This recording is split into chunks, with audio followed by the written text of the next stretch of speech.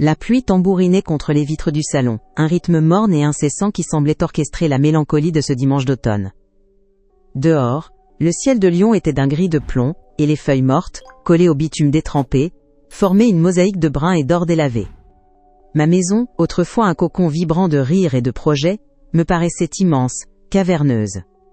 Chaque pièce était un sanctuaire de souvenirs, les meubles de chêne massif, un peu vieillots mais de bonne facture, témoins silencieux d'une vie qui, était plus la mienne. Était le jour où Philippe et moi aurions dû célébrer nos noces de rubis. 35 ans. Un chiffre qui, désormais, résonnait comme une sentence plutôt que comme une célébration. L'air était lourd, imprégné de l'odeur de la cire et d'une solitude si dense qu'elle semblait avoir une présence physique. Sur la cheminée, les photos racontaient une histoire que j'avais du mal à reconnaître comme la mienne, des visages plus jeunes, des sourires insouciants. Moi tenant notre fils aîné dans mes bras à la maternité. Philippe hissant notre fille sur ses épaules pendant des vacances en Bretagne. Les enfants, adolescents, posant maladroitement pour la photo de Noël. Était une famille. Une vraie. Une unité que je croyais indestructible. Aujourd'hui, ces cadres semblaient me narguer, vestiges d'un royaume perdu.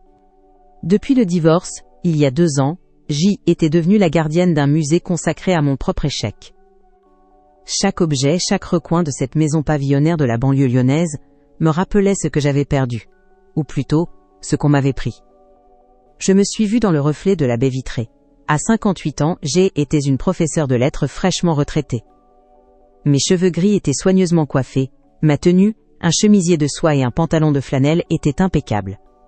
Je projetais l'image que j'avais toujours cultivée, celle d'une femme digne, maîtresse d'elle-même.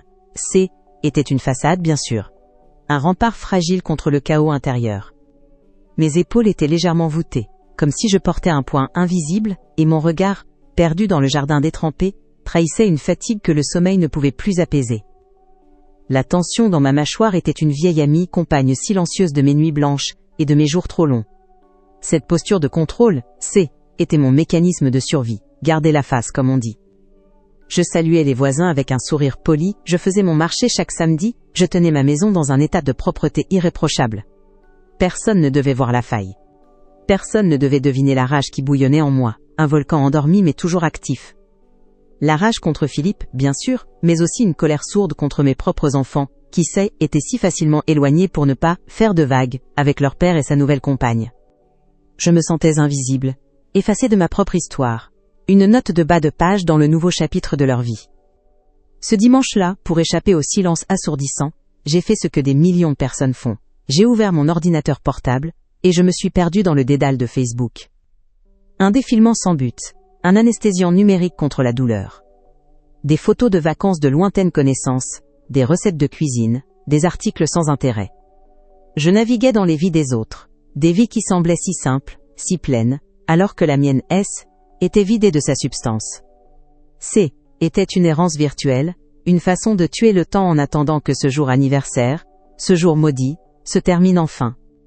Je ne cherchais rien, je n'attendais rien, et c'est précisément à ce moment-là que le coup est tombé. Une publication est apparue sur mon fil d'actualité. Elle était de Philippe.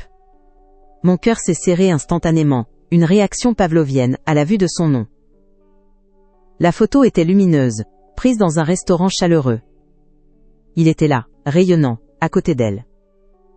Sophie.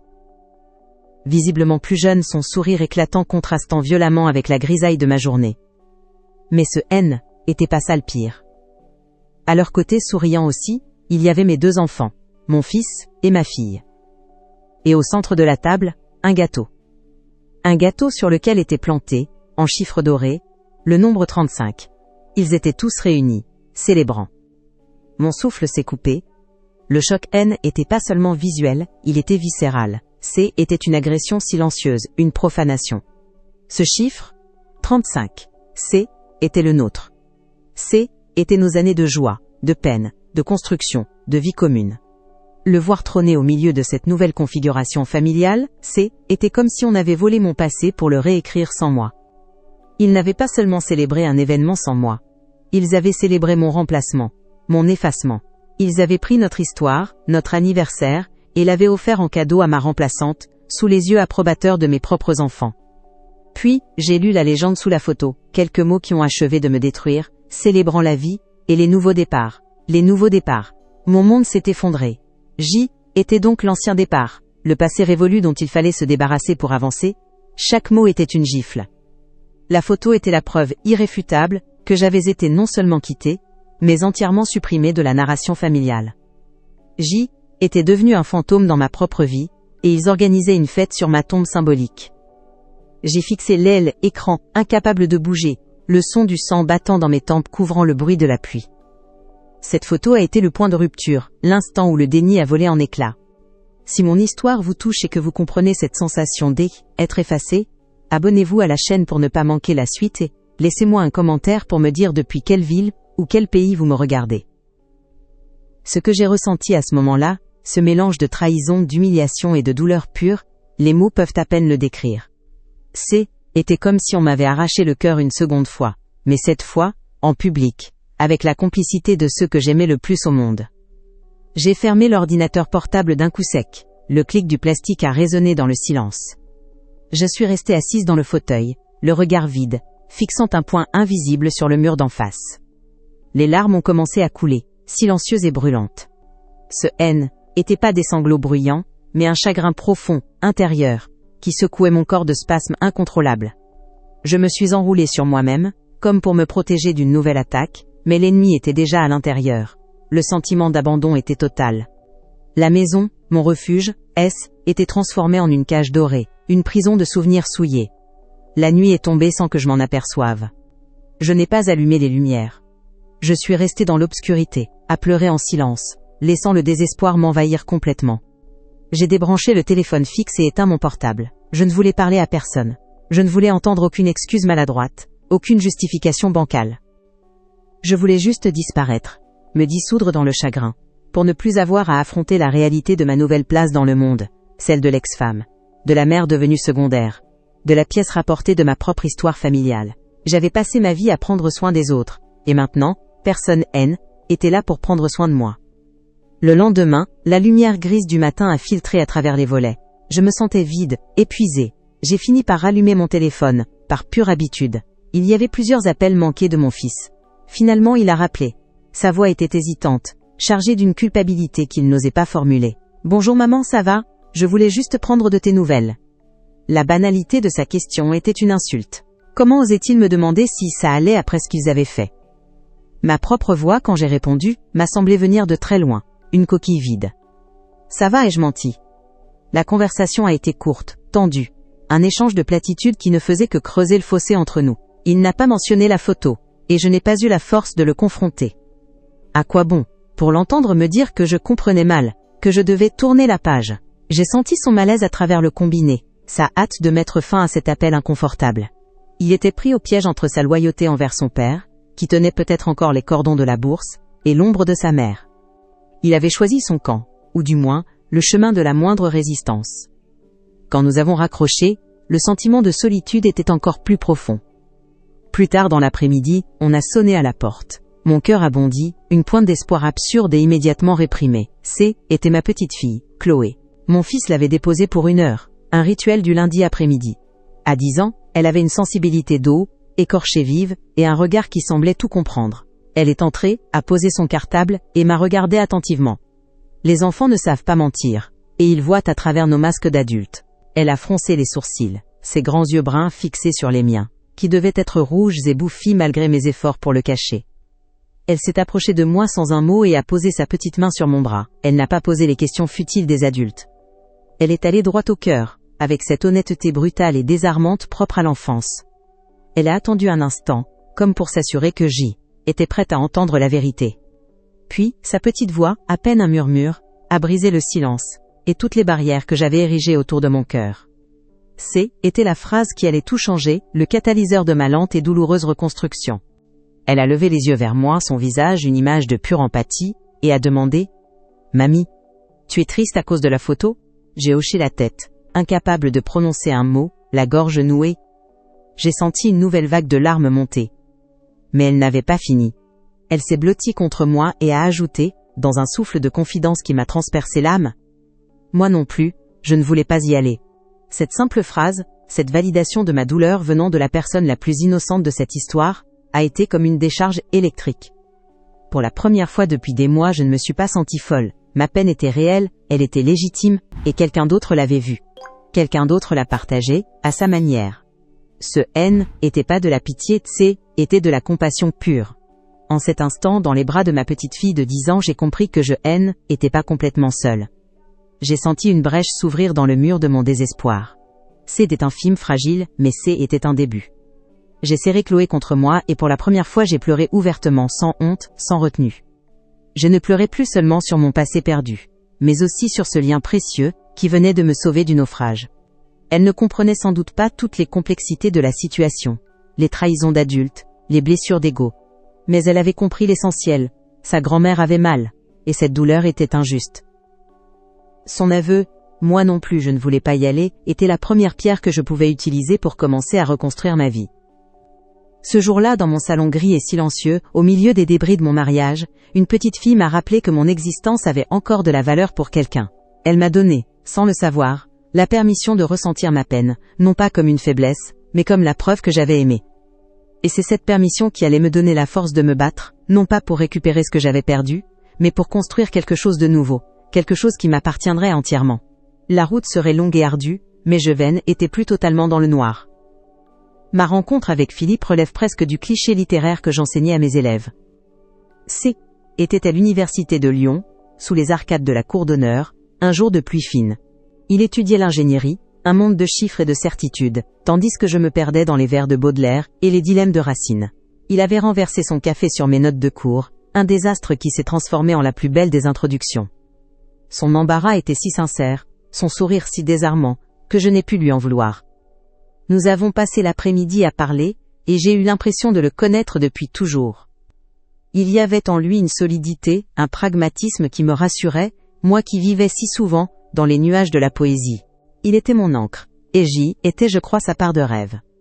Nos premières années de mariage furent une symphonie de projets et de découvertes. Nous avons acheté cette maison, notre pavillon du bonheur comme nous l'appelions, avec un petit jardin que nous avons cultivé ensemble. Philippe, avec ses mains d'ingénieur, construisait des étagères et réparait tout ce qui se cassait, tandis que je m'occupais de transformer ces murs en un foyer chaleureux, rempli de livres, de musique et de l'odeur des gâteaux sortant du four. Mon poste de professeur de lettres au lycée me passionnait, mais je n'hésitais jamais à sacrifier une réunion ou une heure de préparation pour m'assurer que notre cocon familial restait la priorité. Était un équilibre que nous avions choisi à deux, une répartition des rôles qui nous semblait alors naturelle et juste, le fondement même de notre avenir commun. Puis les enfants sont arrivés. D'abord Marc, puis 2 ans plus tard, Élise. Leur naissance a bouleversé notre univers pour le meilleur. J'ai pris un congé parental prolongé pour Marc, puis j'ai travaillé à temps partiel pendant des années, pour ne rien manquer de leurs premières années. Philippe, lui, redoublait d'efforts au travail. Il disait que était pour nous. Pour leur assurer un avenir sans souci. Je le croyais. Je voyais en lui le père dévoué, lui, époux responsable, qui portait le fardeau financier de notre famille sur ses larges épaules. Je gérais l'intendance, les nuits blanches, les devoirs, les rendez-vous chez le pédiatre. Était la gardienne du temple, la chef d'orchestre de notre quotidien, et ce rôle me comblait, car il était au service d'un amour que je pensais éternel et réciproque. Je me souviens des longues soirées d'hiver, les enfants endormis à elle, étage, où nous nous retrouvions au salon. Il me racontait ses journées, ses défis professionnels, ses ambitions. Je écoutais, le conseillais, je l'encourageais. Jovi était sa première supportrice, sa confidente. Je mettais de côté mes propres tracas de professeur, les copies à corriger, les conflits entre adolescents, car ces enjeux me paraissaient toujours plus grands, plus importants. Était peut-être ma première erreur, ce glissement insidieux, où j'ai commencé à faire de sa vie le centre de la nôtre.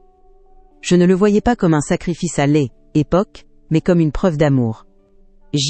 Était la femme de l'ombre qui permettait à son homme de briller, et sa réussite était, par procuration, la mienne. Les années ont filé, rythmées par les rentrées scolaires, les vacances en Bretagne et les fêtes de Noël.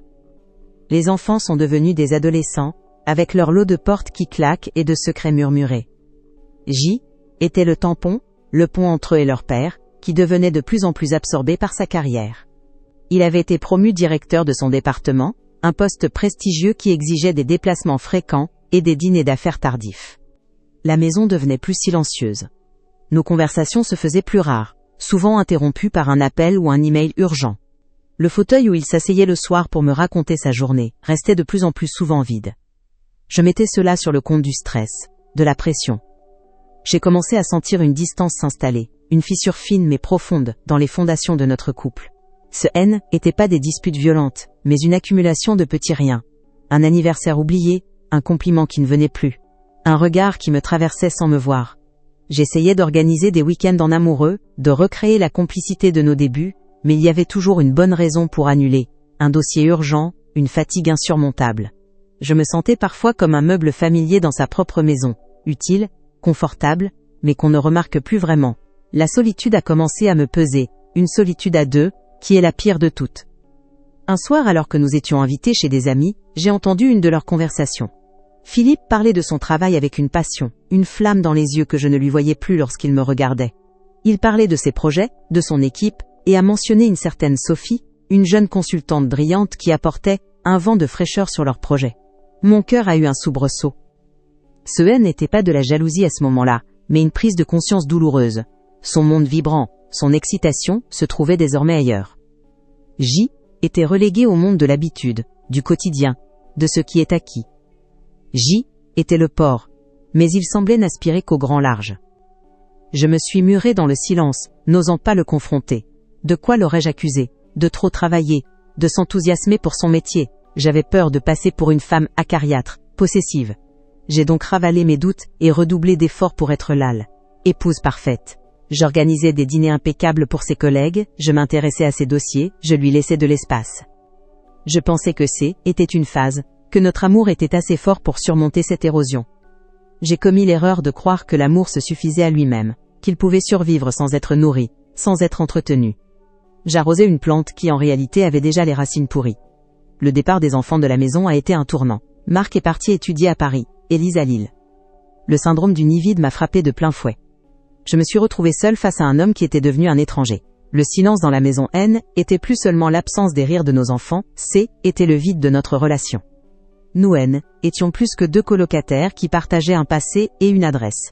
Je me suis raccrochée à mon travail, à mes élèves, à la littérature. Les poèmes que j'enseignais sur l'amour perdu et le temps qui passe prenaient une résonance terriblement personnelle. Je me sentais comme un personnage de roman dont le destin était déjà scellé. La découverte a été aussi brutale que sordide. Un soir, Philippe avait laissé son téléphone sur la table de chevet. Il a vibré, et par un réflexe stupide, j'ai jeté un œil à tel écran. Un message de Sophie s'affichait. J'ai adoré notre week-end. Tu me manques déjà. Le monde s'est arrêté de tourner. Le son de mon propre sang dans mes oreilles était assourdissant. Ce N était pas un week-end professionnel, comme il me l'avait dit. Était un week-end avec elle. Toutes les pièces du puzzle se sont assemblées d'un coup. Les absences, la distance, les sourires forcés. J'ai senti le sol se dérober sous mes pieds. 30 ans de ma vie, de confiance, de dévouement, venaient de voler en éclats sur balle, écran lumineux d'un téléphone. Quand il est sorti de la douche, je tenais le téléphone à la main. Il n'a même pas essayé de nier, son visage n'exprimait ni remords, ni tristesse. Juste une sorte de soulagement lasse. Je voulais t'en parler, Martine, a-t-il dit d'une voix plate. Ça ne va plus entre nous depuis longtemps, je ne suis plus heureux. Ces mots, je ne suis plus heureux, ont été comme un coup de poignard. Et moi? Mon bonheur à moi, avait-il une quelconque importance? Il a parlé de Sophie, de leur connexion intellectuelle, de leur passion retrouvée. Chaque mot était une insulte à notre histoire. Une façon de dire que tout ce que nous avions construit n'avait plus aucune valeur à ses yeux. Le divorce a été une procédure froide et administrative qui a mis un point final à notre histoire d'amour. Philippe a été généreux, selon les termes de son avocat. Il m'a laissé la maison, une pension confortable. Était sa façon d'acheter sa liberté et de soulager sa conscience. Il ne voulait pas de guerre, il voulait juste tourner la page le plus vite possible. Il a déménagé dans un appartement moderne en centre-ville, avec elle. Du jour au lendemain, ma vie a été amputée de sa moitié. Je devais réapprendre à dormir seule dans notre grand lit, à faire les courses pour une seule personne, à affronter le silence assourdissant des soirées. La réaction de mes enfants a été la blessure la plus profonde. Ils étaient adultes, certes, mais je m'attendais à leur soutien, à leur colère contre leur père. Au lieu de cela, j'ai eu droit à une neutralité prudente. « On est triste pour vous deux, maman », m'a dit Marc au téléphone.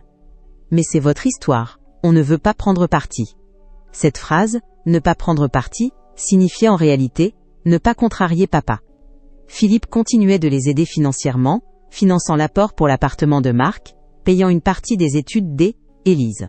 Ils étaient pris au piège, et par peur de perdre ses faveurs, ils ont choisi de ménager la chèvre et le chou, me laissant seule avec ma douleur. J'ai vu mes enfants éloigner progressivement. Les appels se sont espacés. Quand je les avais en ligne, ils semblaient mal à l'aise, évitant de parler de leur père ou de sa nouvelle vie. J'ai compris qu'ils avaient fait un choix pragmatique. Ils avaient rencontré Sophie, l'avaient trouvée gentille. Ils allaient dîner chez eux, passer des week-ends avec eux. J'avais l'impression qu'ils participaient à la réécriture de l'histoire familiale, une histoire dans laquelle je devenais un personnage secondaire, une sorte de vieille tante un peu triste qu'on appelle de temps en temps par obligation. Chaque fois qu'ils me racontaient avec des précautions infinies, une anecdote de leur week-end avec papa et Sophie, était un nouveau coup de couteau. C'est à cette période que j'ai décidé de prendre ma retraite anticipée. Je n'avais plus énergie, ni le cœur, à me tenir devant une classe de 30 adolescents, et à leur parler des grandes passions humaines. Ma propre vie était devenue une tragédie sans noblesse. Je me suis isolée, refusant les invitations de mes amis qui, malgré leur bienveillance, me donnaient des conseils que je ne pouvais pas entendre. Sors, rencontre quelqu'un d'autre. Tu dois tourner la page. Comment tourner la page d'un livre qui représente 35 ans de votre existence?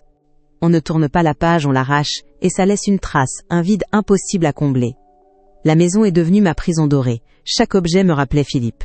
Le fauteuil où il lisait le journal, la tasse dans laquelle il buvait son café, les outils dans le garage.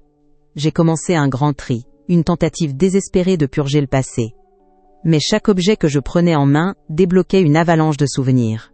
J'ai passé des journées entières assise par terre, au milieu de cartons, à pleurer sur des photos, des lettres d'amour jaunies, des dessins d'enfants. Je vivais dans un mausolée, et J était la seule à venir me recueillir. J était devenue la gardienne d'un amour mort, une sentinelle veillant sur des ruines. Pendant ce temps, la nouvelle vie de Philippe épanouissait au grand jour. Sur les réseaux sociaux, que je consultais comme une masochiste, je voyais les photos de leurs voyages. Rome, Lisbonne, la Thaïlande. Des voyages que nous avions toujours rêvé de faire ensemble. Il avait l'air rajeuni, heureux, libéré. Sophie, à ses côtés, posait avec l'assurance de celle qui a gagné. Elle organisait des fêtes, des réunions de famille. Elle était approprié mon rôle, ma place, avec une facilité déconcertante. Et le plus dur, c'est que tout le monde semblait trouver ça normal. Mes enfants, ses amis, notre ancien cercle social. J était la pièce défectueuse qu'on avait remplacée. Le premier Noël après le divorce a été un supplice. Mes enfants m'ont proposé un arrangement boiteux. Le réveillon du 24 chez leur père, et un déjeuner avec moi le 25. J'ai accepté, pour ne pas leur compliquer la vie. J'ai passé la soirée du réveillon seule, à regarder un film stupide à la télévision, en imaginant leur fête, les rires, les cadeaux échangés. J'imaginais Sophie servant la dinde dans mes plats, utilisant la nappe que ma mère m'avait brodée. Le lendemain, quand mes enfants sont venus, ils étaient fatigués, et leur gaieté sonnait faux. Ils ont mangé vite, regardant leur montre. Ils avaient d'autres obligations. J'ai compris ce jour-là que je était plus le centre de leur Noël, mais une simple étape dans leur programme. Ma seule lueur de joie était Chloé. Mon fils, Marc et sa femme, me la confiaient tous les lundis après-midi. Avec elle je pouvais oublier. Nous faisions des gâteaux, nous lisions des histoires, nous allions nous promener dans le parc. Chloé ne jugeait pas. Elle m'aimait d'un amour simple et inconditionnel. Elle me posait parfois des questions sur papy, pourquoi il ne vivait plus avec moi. Je lui répondais avec des mots simples, sans jamais dire du mal de son grand-père. Je voulais la préserver de la laideur de nos histoires d'adultes. Elle était mon île, mon refuge dans la tempête. Mais même ce refuge était menacé. J'ai appris, par une remarque innocente de Chloé, que Sophie l'emmenait faire du shopping, qu'elle lui achetait des cadeaux, qu'elle essayait de se faire appeler Mamie Sophie. Une rage froide m'a envahi. C'était une chose de me remplacer auprès de mon mari et de mes enfants, mais essayer de prendre ma place de grand-mère, était une déclaration de guerre. Je n'ai rien dit à mon fils, de peur de créer un conflit ouvert. Mais cette intrusion dans mon dernier précaré a renforcé mon sentiment d'être assiégé, dépossédé de tout ce qui faisait mon identité. J'ai commencé à avoir des problèmes de santé, des insomnies chroniques, des crises d'angoisse qui me prenaient en pleine nuit. Mon médecin m'a dit que CO était le stress, le choc post-traumatique du divorce. Il m'a prescrit des anxiolytiques que je prenais à contre-cœur. Je me sentais diminuée, fragile. Moi qui avais toujours été le pilier de la famille, Jessique, était devenue une femme qui avait peur de son ombre, qui sursautait au moindre bruit. La solitude N était plus seulement un état, C était une maladie qui me rongeait de l'intérieur, me vidant de ma substance vitale. J'ai essayé de me reconstruire. Je me suis inscrite à un club de lecture, à un cours de poterie. J'ai repris contact avec de vieilles amies perdues de vue. C étaient des efforts louables, mais mon cœur n'y était pas. Tout me semblait fade, sans saveur. Je faisais semblant. Je souriais, je discutais, mais à l'intérieur, J était morte. Je me comparais sans cesse aux autres femmes de mon âge, celles qui étaient encore en couple, qui partaient en vacances avec leur mari, qui s'occupaient de leurs petits-enfants à deux. Je me sentais anormale, comme si j'avais échoué à l'examen le plus important de la vie. Les questions financières sont aussi devenues une source d'anxiété. Même si la pension de Philippe était correcte, je devais désormais gérer seul un budget, payer les impôts, entretenir une grande maison. J'avais toujours laissé Philippe s'occuper de ces choses-là. Je me sentais incompétente, dépassée. Chaque facture, chaque dépense imprévue, était une source de stress. Cette dépendance financière résiduelle était humiliante. Était une autre chaîne qui me liait à lui, un rappel constant que, même divorcée, une partie de ma survie dépendait encore de son bon vouloir. J'ai vu mon cercle d'amis se réduire comme peau de chagrin. Les couples d'amis que nous avions en commun ont, pour la plupart, choisi leur camp.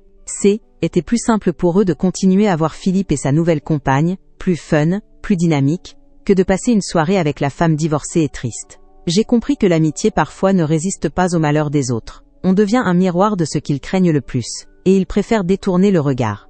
Je ne leur en voulais même pas. J était devenu un fardeau social. La relation avec ma fille, Élise, était particulièrement compliquée. Elle vivait loin, et nos appels étaient toujours empreints d'une sorte de pitié maladroite de sa part. Elle essayait de me remonter le moral, me suggérant de déménager, de vendre la maison, de passer à autre chose. Elle ne comprenait pas que cette maison était tout ce qui me restait, le dernier vestige de la vie que j'avais construite. Ses conseils, qui se voulaient bienveillants, sonnaient comme des reproches. Elle voulait que je guérisse vite, pour ne plus avoir à s'inquiéter, pour ne plus se sentir coupable. Ma douleur la mettait mal à l'aise.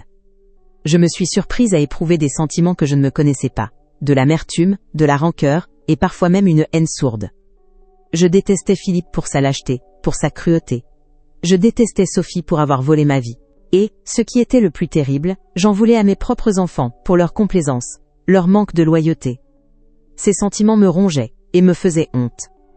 Je ne me reconnaissais plus. La femme aimante et patiente que j'avais été avait laissé la place à une créature blessée, et pleine de ressentiment. J'ai même tenté de rencontrer quelqu'un, poussé par une amie. Un dîner arrangé avec un homme veuf charmant au demeurant. Mais je n'ai pas pu. La conversation était forcée, artificielle. Je comparais cet homme à Philippe. J'ai compris que je n'étais pas prête. Mon cœur était un champ de ruines, et on ne construit rien de solide sur des décombres. Je suis rentrée chez moi ce soir-là avec un sentiment d'échec encore plus cuisant. Même la possibilité d'un nouveau départ était refusée. Alors je me suis résignée. J'ai accepté ma condition de femme seule, de mère à temps partiel, de grand-mère du lundi. J'ai arrêté de me battre. J'ai adopté une routine de survie. Le marché le samedi, le ménage, le jardinage, les visites de Chloé. J'ai construit une forteresse autour de mon cœur pour ne plus être blessée. J'ai fait semblant d'aller bien, j'ai perfectionné mon masque de femme digne et sereine. Était un mensonge. Mais était le seul moyen que j'avais trouvé pour ne pas sombrer complètement. Je pensais avoir touché le fond, que plus rien ne pouvait m'atteindre. Je étais anesthésiée. Je croyais avoir développé une sorte de cuirasse, une indifférence protectrice. J'y évitais de penser à l'avenir, je vivais au jour le jour, dans une sorte de brouillard émotionnel permanent. Je me disais que le temps finirait par apaiser la douleur, même s'il n'effacerait jamais la cicatrice. J'attendais, sans vraiment savoir quoi. J'attendais que la vie passe, tout simplement. Et c'est dans cet état de résignation, de deuil non résolu que ce dimanche d'automne est arrivé. Le jour de nos 35 ans de mariage. J'avais décidé de l'ignorer, de le traiter comme un jour ordinaire. Je m'étais levée. J'avais pris mon petit déjeuner, lu le journal. J'avais réussi à tenir jusqu'à l'après-midi, en me maintenant occupée avec des futilités. Mais le poids de la date était là, oppressant, inévitable. C'est pour échapper à mes propres pensées que j'ai allumé cet ordinateur. Je ne cherchais rien de précis sur Facebook. Était juste un bruit de fond visuel pour remplir le silence. Une façon de me connecter à un monde extérieur qui était devenu indifférent. Je regardais les vies des autres se dérouler, des vies qui semblaient si pleines, si simples. Était une erreur bien sûr. Les réseaux sociaux sont le théâtre du bonheur mis en scène, et J était la spectatrice parfaite pour ce genre de spectacle cruel. Je me laissais hypnotiser par le défilement infini des images, sans y prêter vraiment attention. Et puis, la photo est apparue. Elle a sauté à mes yeux, comme si quel écran tout entier S était mis à crier.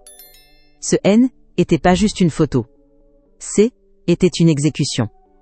La mise en scène était parfaite. Le restaurant chic, les sourires éclatants, la complicité affichée. Et ce gâteau, avec ce chiffre 35, planté au milieu. Ce chiffre qui était censé être le nôtre. C était la profanation ultime. Ils n'avaient pas seulement tourné la page, ils avaient pris mon histoire, notre histoire, et ils l'avaient souillée en la célébrant avec ma remplaçante. Les mots de la légende, célébrant la vie et les nouveaux départs, ont été le coup de grâce. Mon départ à moi était donc une condition nécessaire à leur nouveau bonheur. J était le débris du passé qu'il fallait balayer pour que leur nouvelle vie puisse commencer.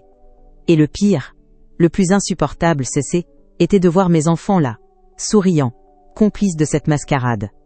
Ils n'avaient pas seulement accepté la nouvelle femme de leur père, ils validaient activement l'effacement de leur mère. Ils trinquaient sur les ruines de ma vie. Ce jour-là, j'ai compris que la neutralité n'existe pas. En refusant de prendre parti, mes enfants avaient choisi le camp du plus fort, du plus offrant, du plus facile. Ils avaient choisi de sacrifier ma dignité pour préserver leur confort et leur tranquillité. La douleur que j'ai ressentie à ce moment-là était physique. J'ai eu du mal à respirer, comme si on m'avait donné un coup dans le ventre. C était la trahison de trop, celle qui brisait la dernière digue de ma résilience. C'est ainsi que je me suis retrouvée, ce dimanche soir dans le noir de mon salon, complètement anéantie. Toute la douleur, la colère, l'humiliation des 2 dernières années ont reflué d'un seul coup. Jumi Mounen était plus la femme digne, qui garde la face. J était une femme brisée, trahie par l'homme qu'elle avait aimé et par les enfants qu'elle avait mis au monde. Je n'avais plus rien à quoi me raccrocher. Le passé était souillé, le présent était un supplice, et l'avenir un désert. Le lendemain matin, quand mon fils a appelé, sa voix faussement enjouée était une insulte. « Bonjour maman, ça va ? Comment osait-il ? Comment pouvait-il faire semblant que rien ne était passé ? Je n'ai pas eu la force de lui crier ma rage. J'ai répondu « ça va », un mensonge pathétique qui me laissait un goût de cendre dans la... L'approche de Noël cette année-là avait un goût de cendre. Les rues de Lyon étaient parées de leurs lumières festives. Les vitrines des magasins rivalisaient de créativité pour attirer les foules, mais toute cette joie ostentatoire me semblait obscène. Une cacophonie joyeuse qui ne faisait que souligner le silence de ma propre vie. Je regardais la neige tomber par la fenêtre du salon, de gros flocons silencieux qui recouvraient le monde d'un manteau blanc, pur et trompeur. Cette blancheur immaculée me rappelait à quel point mon propre paysage intérieur était souillé par le chagrin et l'amertume. Je redoutais cette période de l'année, ce moment où la famille est censée se réunir, car je savais que pour moi, elle ne serait qu'un rappel cruel de ce que j'avais perdu, une célébration de mon exclusion. Le téléphone a sonné un mardi après-midi, brisant la quiétude feutrée de la maison. C était Marc. J'ai reconnu immédiatement la tension dans sa voix, cette intonation un peu trop enjouée qu'il adoptait toujours, lorsqu'il s'apprêtait à me demander quelque chose de difficile. Il a pris des nouvelles, a parlé de la météo, du travail, de Chloé, tournant autour du pot avec une maladresse qui me serrait le cœur. Je savais ce qui allait venir, je le sentais dans chaque silence, dans chaque hésitation. Je me suis préparé à l'impact, raidissant mes épaules comme si j'anticipais un coup physique. Je l'ai laissé parler, écoutant le bruit de fond de sa vie qui continuait sans moi, attendant la sentence. Finalement, il s'est lancé. « Maman, on fait le réveillon de Noël à la maison cette année, juste en petit comité, et on aimerait vraiment que tu viennes. » Mon souffle s'est bloqué dans ma poitrine. Un instant, une fraction de seconde, une lueur d'espoir absurde a brillé. Peut-être qu'ils avaient compris. Peut-être qu'ils voulaient se racheter. Mais il a aussitôt ajouté la phrase qui a tout anéanti. « Papa et Sophie seront là aussi, bien sûr. Ce serait tellement important pour Chloé qu'on soit tous réunis. » Tous réunis. Ces mots étaient un mensonge. Nous ne serions jamais plus tous réunis. Ce seraient eux, leur nouvelle famille, et moi, l'invité fantôme, la relique d'un passé qu'il s'efforçait d'oublier. Ma première réaction a été un refus viscéral, un non silencieux qui a hurlé dans ma tête. Comment osait-il ? Comment pouvait-il m'imposer une telle épreuve ? M'asseoir à la même table que cette femme, sous le regard de mon ex-mari, et devoir sourire, faire semblant que tout allait bien ? C était au-delà de mes forces. C était une demande cruelle, égoïste, faite non pas pour moi, mais pour apaiser leur propre conscience, pour se donner l'illusion d'une famille moderne et harmonieuse. J'ai senti la colère monter, une vague brûlante qui menaçait de tout emporter. Je voulais lui crier ma douleur, mon humiliation, mais aucun son n'est sorti de ma gorge. Les jours suivants ont été un supplice. Je tournais en rond dans la maison, pesant le pour et le contre dans une torture mentale incessante. Si je refusais, je passerais pour la femme amère, celle qui ne sait pas tourner la page, et je donnerais raison à tous ceux qui pensaient que je créais des problèmes. Je passerais Noël seule, et cette perspective était terrifiante. Mais si j'acceptais, je devrais affronter leur bonheur, leur complicité. Je devrais supporter la pitié dans le regard de certains, le malaise dans celui des autres. J'avais l'impression d'être face à un choix impossible, entre deux formes de souffrance. Chaque nuit, je me réveillais en sursaut, le cœur battant, l'angoisse me nouant les entrailles. Un après-midi, en rangeant de vieux papiers, je suis tombée sur un dessin de Chloé. Un bonhomme de neige difforme avec un grand sourire, et écrit en lettres maladroites, « Pour mamie que j'aime ». Ce simple bout de papier a agi comme un électrochoc. Je me suis souvenue de sa petite voix me confiant qu'elle n'avait pas voulu aller à cette fête d'anniversaire. Elle était prise au piège, elle aussi, dans ses loyautés d'adulte qu'elle ne comprenait pas. Si je n'y allais pas, je l'abandonnais. Je lui confirmais que, face à la difficulté, la fuite était la seule option.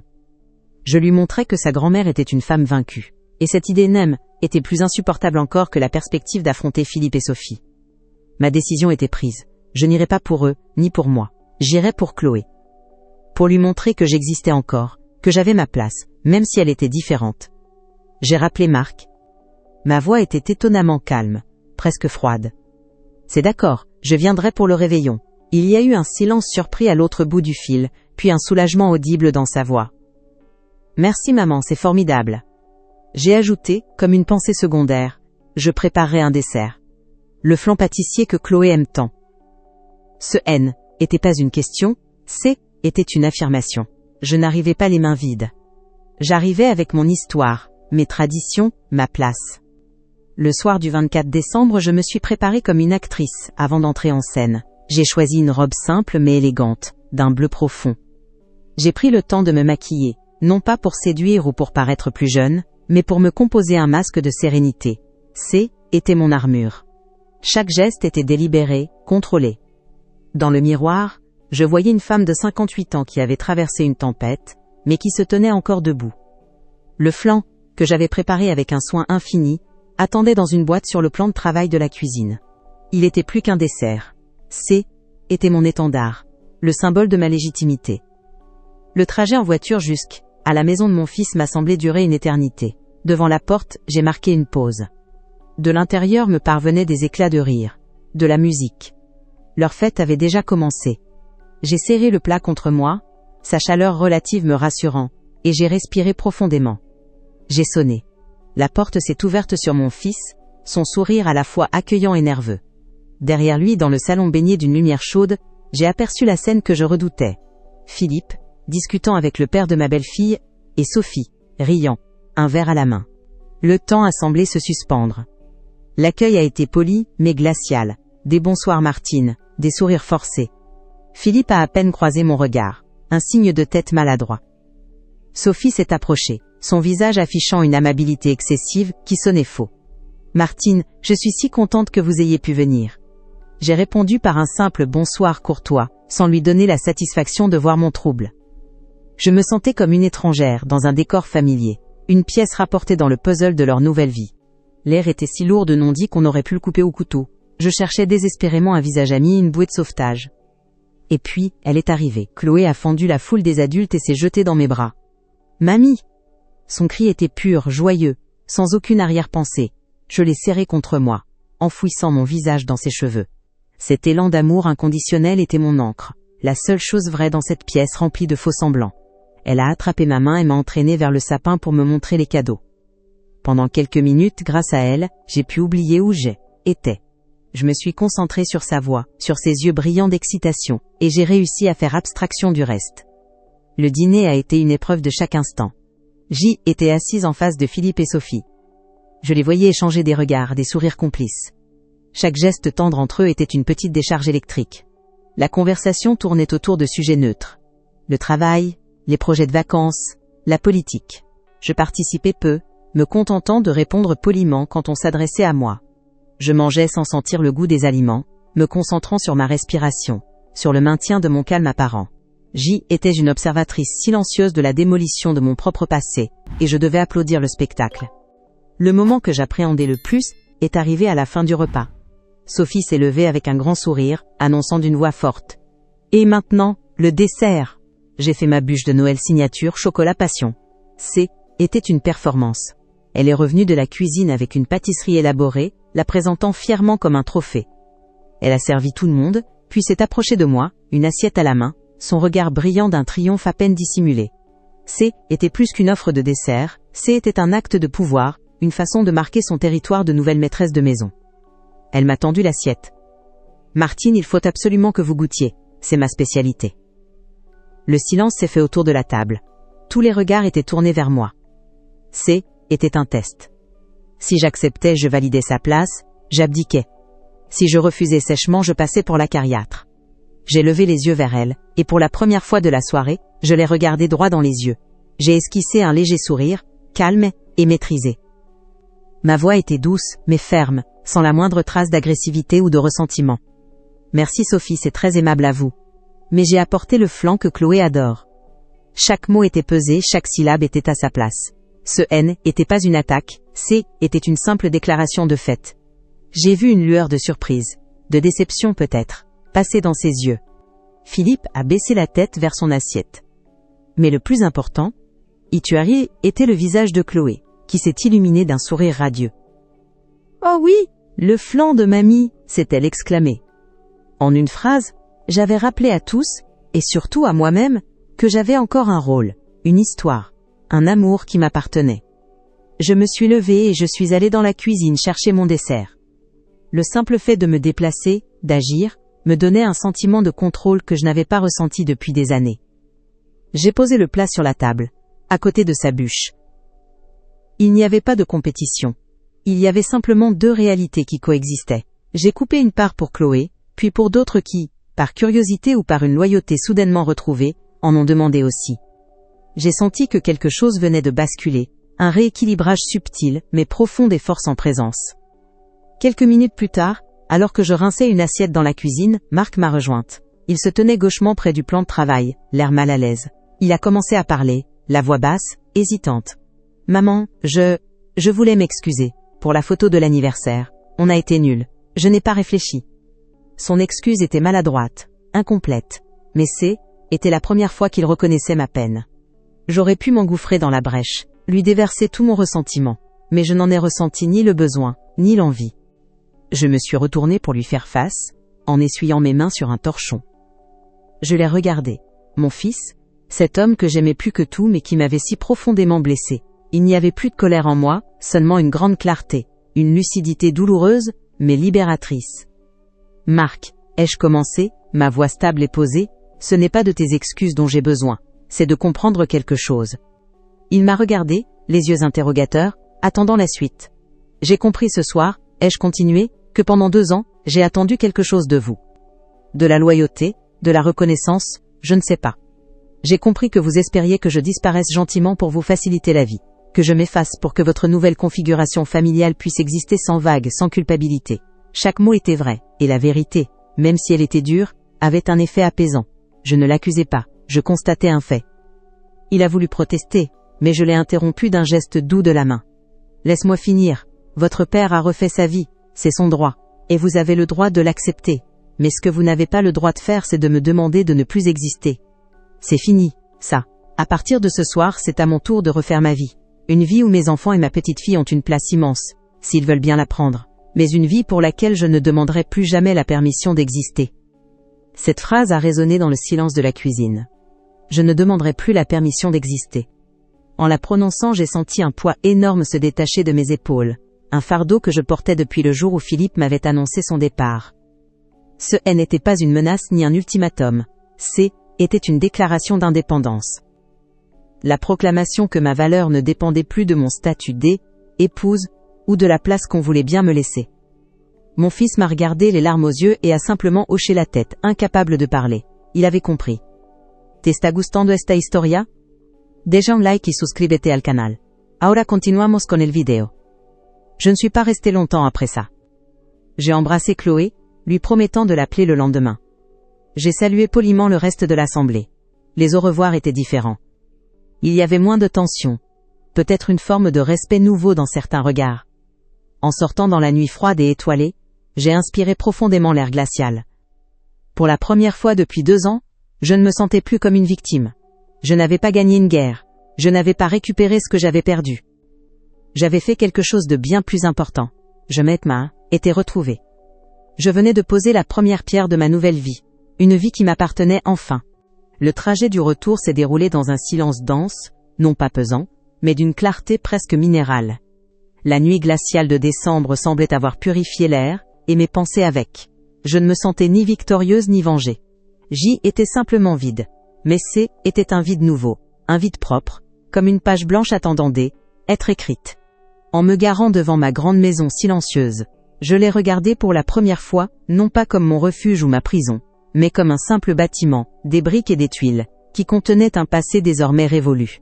La clé dans la serrure a fait un bruit différent ce soir-là, le son d'une porte qui se fermait sur un chapitre entier de mon existence. Je n'avais plus peur du silence, car ce N était plus le silence de l'absence, mais le calme qui précède la création. Les jours qui ont suivi Noël ont été étrangement paisibles. Mes enfants n'ont pas appelé tout de suite, et pour la première fois, leur silence ne m'a pas angoissée.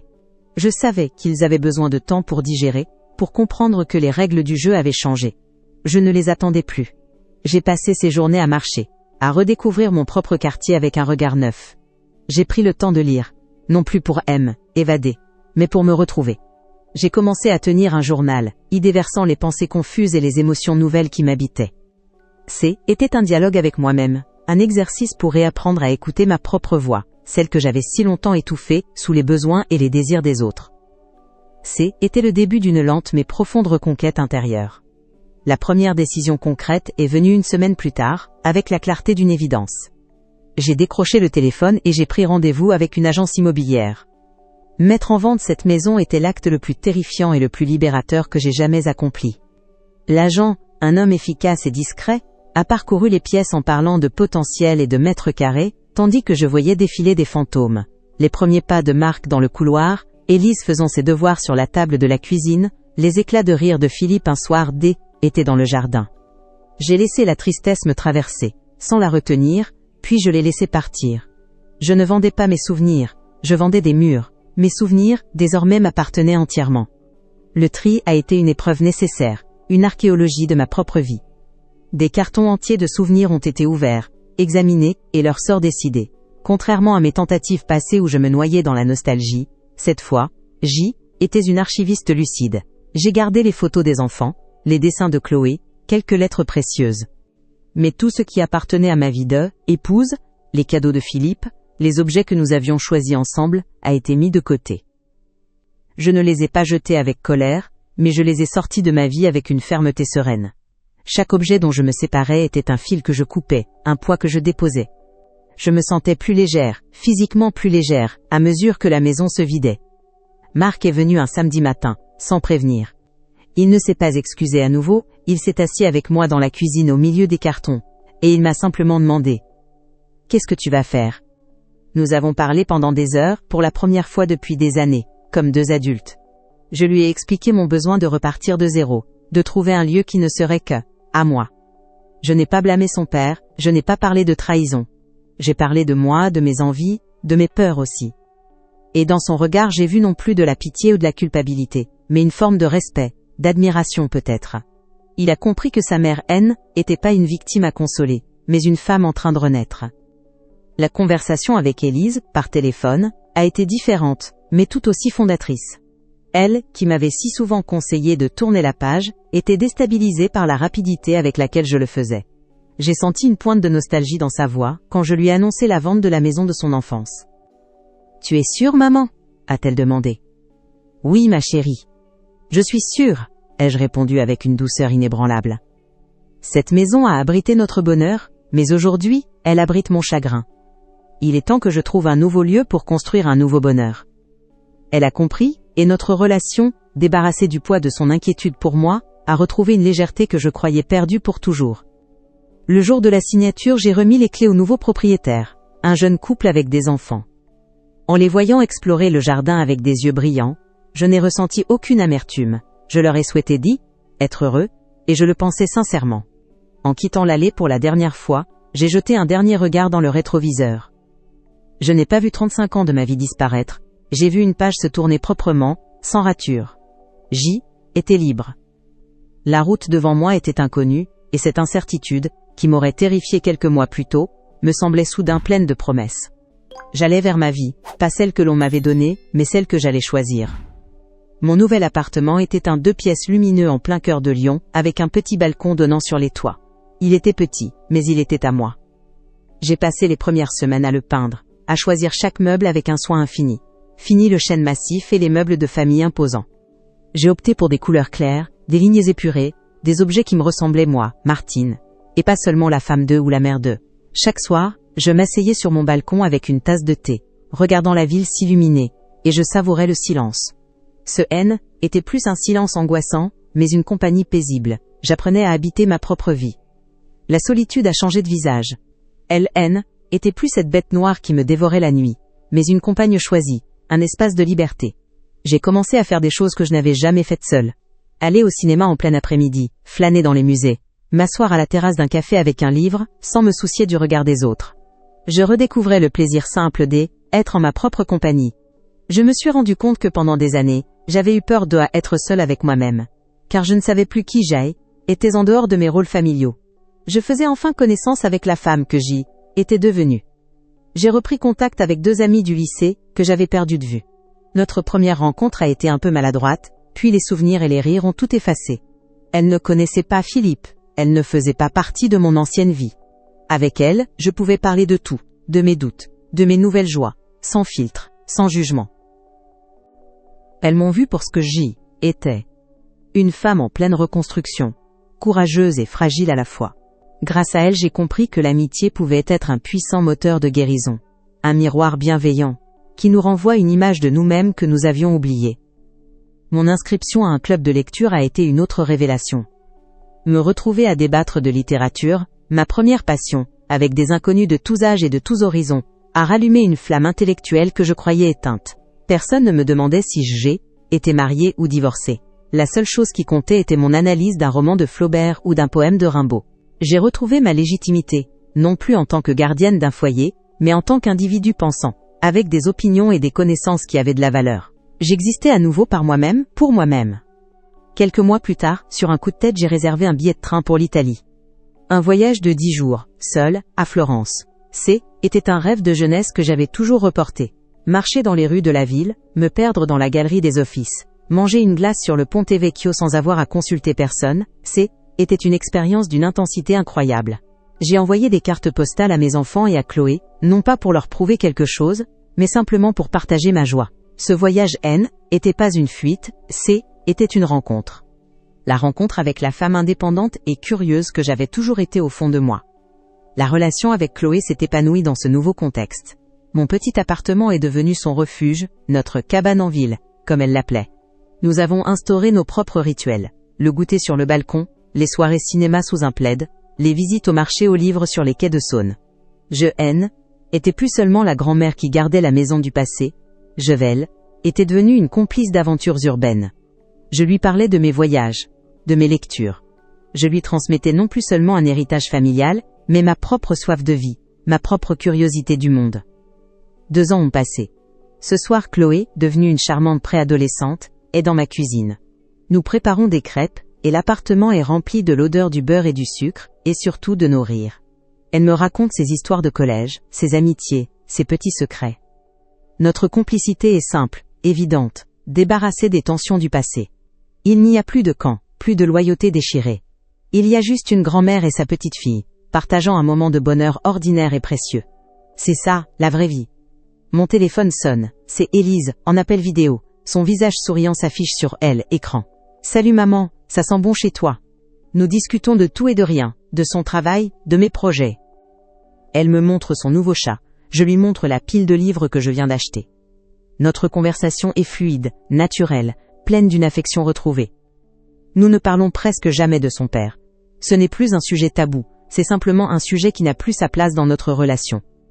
Nous avons construit un nouveau pont entre nous, un pont solide fait de respect et d'amour sincère. Sur une étagère de ma bibliothèque, il y a une nouvelle photo dans un cadre simple. Elle a été prise, été dernier, lors d'un week-end en Alsace que j'avais organisé. On y voit Marc, Élise, Chloé et moi, souriant à l'objectif devant une maison à colombage. Nous ne sommes pas la famille parfaite des magazines.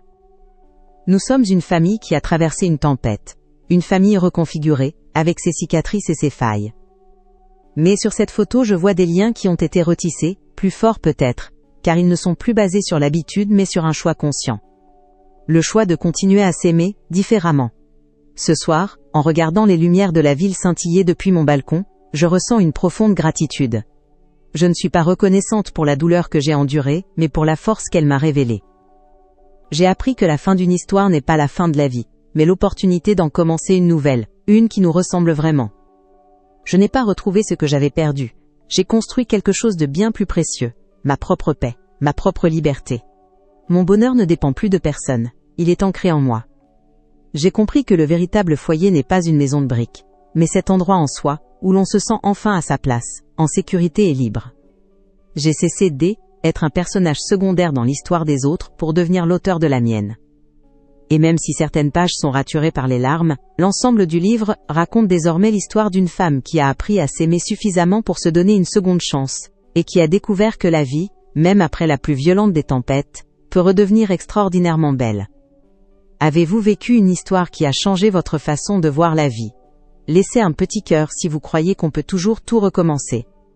Abonnez-vous pour plus d'histoires réelles qui touchent le cœur. Commentez, la vie enseigne toujours si vous aussi, vous croyez aux secondes chances.